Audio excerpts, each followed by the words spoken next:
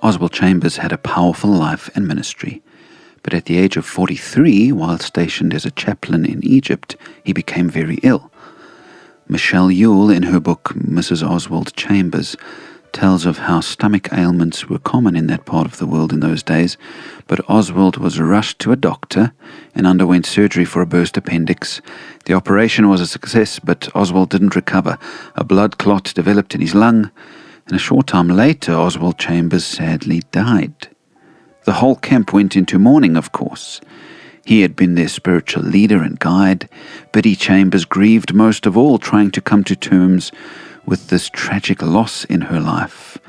One evening, she suddenly remembered the last words she had heard Oswald speak, which echoed John 14, verse 12. He said, "Greater works than these shall he do, because I go unto my Father."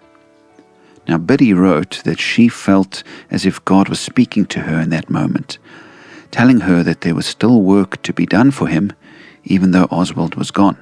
In fact, Oswald, in a talk on Ecclesiastes 9, had once said this: "The Bible never allows us to waste time over the departed.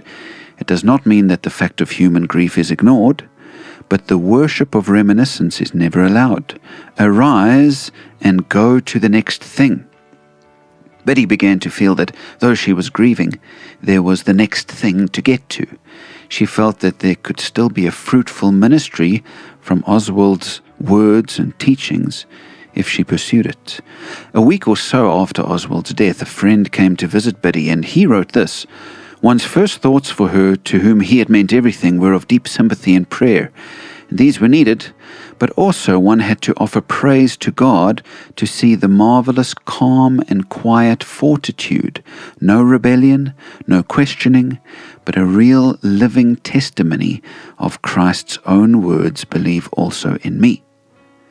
For me, this was such an incredible witness to how Christians can grieve while still living for God's glory and for his mission.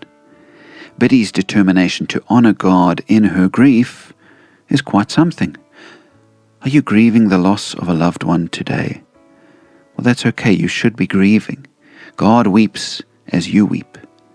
But learn a lesson from Biddy Chambers today. While she grieved, she continued her work for God with a deep trust that he was still at work in her.